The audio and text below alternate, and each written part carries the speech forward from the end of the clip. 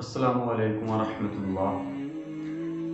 آج 30 اکتوبر 2020 ہے، اور جب آپ مجھے دیکھ رہے ہیں یا سن رہے ہیں تو 12 ربیع الاول ہے۔ 12 ربیع الاول کے حوالے سے بات کرنے کو جی چاہ رہا تھا آپ سے، لیکن اس پر میں یہ شعر پڑھوں، آپ کو پتہ ابھی تک نہیں چلا کون سا، کہ نثار تیری چہل پہل پہ ہزار امیدیں اے ربیع الاول۔ آگے آپ کو پتہ ہی ہوگا۔ یا یہ پڑھوں کہ پیام توحید کے منادی میرے نبی نے وفات پائی۔ یہاں تو دونوں ہی ٹھیک،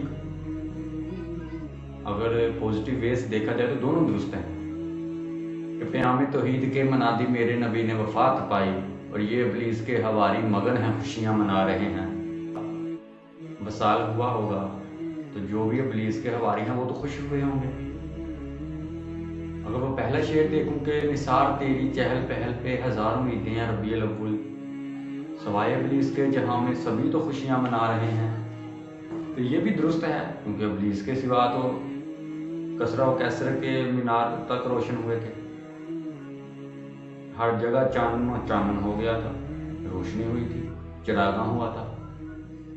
اس سال ہر کسی کے ہاں لڑکا ہی پیدا ہوا تھا، یہ اس میں بھی کوئی شک نہیں۔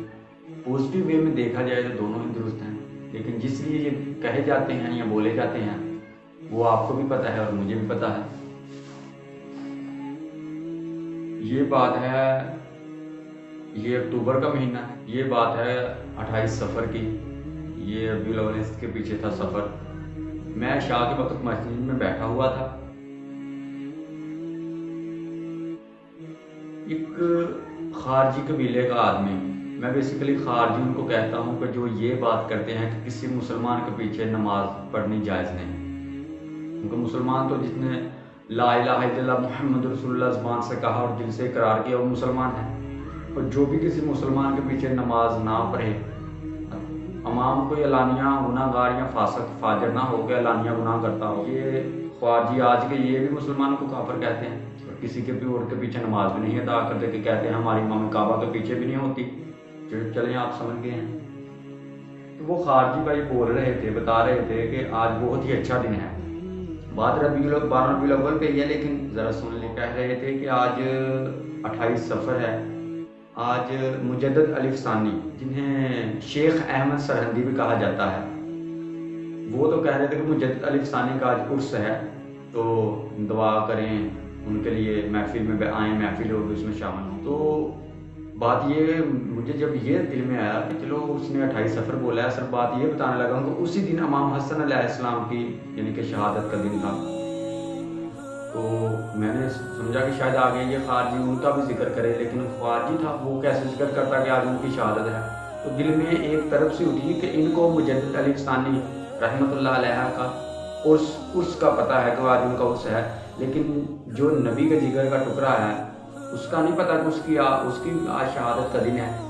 امام حسن علیہ السلام کی حدیث ہے، آپ نے فرمایا کہ الحسن والحسین سیدی شباب اہل جنہ و ابوہما خیر منہما۔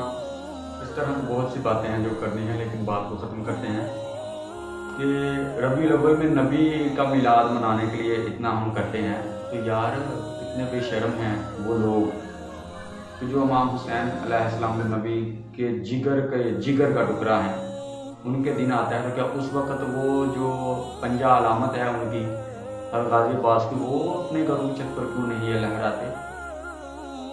وہ تو وہاں یاد آ گیا، وہ تو شیعوں کی علامت ہے، وہ یہ کیسے کریں گے؟ وہ نہیں کریں گے، وہ کریں گے تو پھر کام خراب نہ ہو جائے گا۔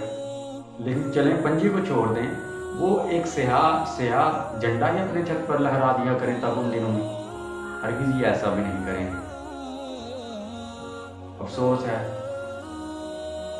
افسوس ہے کہ ڈاکٹر سلیمان مصباحی وہ کہہ رہے تھے کہ ان کو شرم نہیں آتی کہ یہ نبی کیک کے اوپر نبی کا نام لکھا ہوتا ہے، محمد صلی اللہ علیہ وسلم، اس پر چھڑیاں چلاتے ہیں۔ دوسری بات ہے، آپ بھی ایک بات کا دھیان رکھو، جو اس دفعہ سب سے میں نے غلط بات دیکھی، کیک ضرور کاٹو لیکن کیک پہ حضور کا نام نہ لکھو۔ مجھے نہیں سمجھ آ رہی تمہارے کلیجے نہیں پھٹ گئے؟ کلیجے پہ کیک پہ محمد لکھ کے پھر اس پہ چھری چلاتے ہوئے؟ خدا کا نام لو یار، گش نہیں پڑ گیا تم لوگوں؟ مر نہیں گیا کوئی کہ کیک کے اوپر گنبد خضرا بنا کے پھر اس پہ چھری چلاتے ہوئے، اس پہ جشن عید میلاد النبی علیہ السلام لکھ کے پھر اس پہ چھری چلاتے ہوئے؟ مر نہیں گئے؟ ہاتھ نہیں کامے؟ شرم و حیا نہیں آئی کسی کو یہ کام کرتے ہوئے؟ خدا کے بندو کرنے والا کام کرو یار، ایک پہ نبی علیہ السلام کا نام مبارک لکھ پہ اس پہ چھری چلا رہے، ان باتوں یہ نہ کرو، معاملہ ایسا قطعاً کوئی معاملہ نہ کرو، کیک کاٹو لیکن میں ان کے دلوں پہ چھری کیوں نہیں چلتی جب یہ اس پر چھریاں چلاتے ہیں؟ تو میں یہ کہہ رہا تھا جب میں نے ان کا یہ کلپ سنا کہ تم لوگوں کو تب شرم کیوں نہیں آئی جب تم نے یہ شروع کیا؟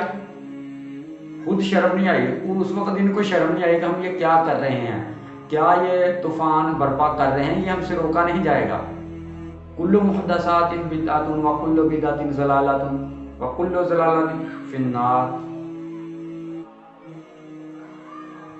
ان کو شرم نہیں آئی، اور وہ حدیث پیش کر رہے تھے شاید مصطفی صاحب، ثاقب رضا صاحب۔ تو یہ صحیح حدیث سے ثابت ہے، حضرت امیر معاویہ رضی اللہ تعالیٰ عنہ کی مرویات سے ہے کہ حضور علیہ السلام مسجد نبوی میں تشریف لائے تو صحابہ بیٹھے ہوئے تھے، تو بیٹھ کر کے وہ ان کا باہمی کسی عنوان سے گفتگو کا جلسے کا سٹائل تھا، بلکہ حدیث کے لفظ ہیں کہ حضور آئے تو فرمایا ما اجلسکم، تم کیوں بیٹھے ہوئے ہو، تمہارے اس جلوس کا، بیٹھنے کا، جلسے کا کیا مقصد ہے؟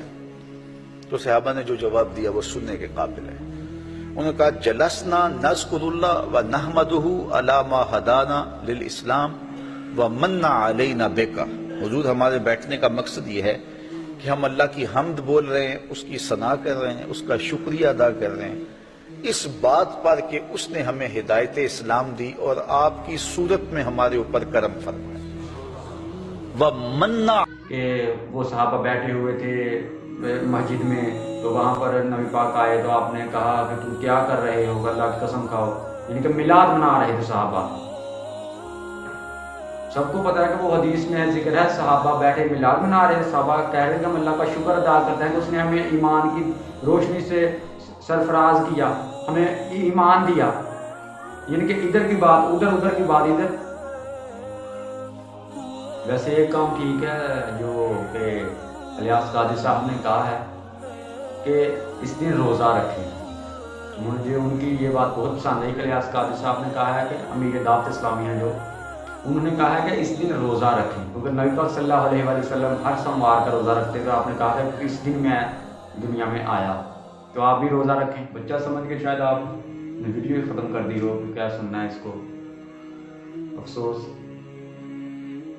جو ایک دو تھے سننے کے لیے ان سے ہی کہوں کہ نبی کی سنت کو پکڑ لیں، کتاب اللہ و سنت رسول، اللہ کی کتاب وہ رسی ہے جس کا ایک ہی، نبی پاک نے کہا صحابہ کو خوش ہو جاؤ کہ اللہ کی کتاب وہ رسی ہے جس کا ایک سرا اللہ کے ہاتھ میں ہے، دوسرا تمہارے ہاتھ میں، اسے نہ چھوڑنا، اگر اسے پکڑے رکھیں گے تو اللہ سے جا کے مل جائیں گے ہم۔ کتاب اللہ و سنت رسول، ان دونوں کو کبھی یاد رکھیں، ان کو ایسا تھام لیں کہ ان کو ہرگز نہ چھوڑیں، اور اس کے علاوہ کوئی بھی ایسا عمل جو دین میں بہت ہی اچھا ہی خواہ کیوں نہ، بہت ہی اچھا کیوں نہ نظر آتا ہو، وہ گمراہی ہے، اس سے بچیں۔ کل محدثات بدعۃ وکل بدعۃ ضلالۃ وکل ضلالۃ فی النار۔ اللہ ان کو سلامت رکھے، ان بزرگان دین کو جنہوں نے دین کی خدمت کی، اور اللہ ہمیں ہدایت دے۔ جزاک اللہ خیرہ و احسن الجزا۔ اللہ حافظ۔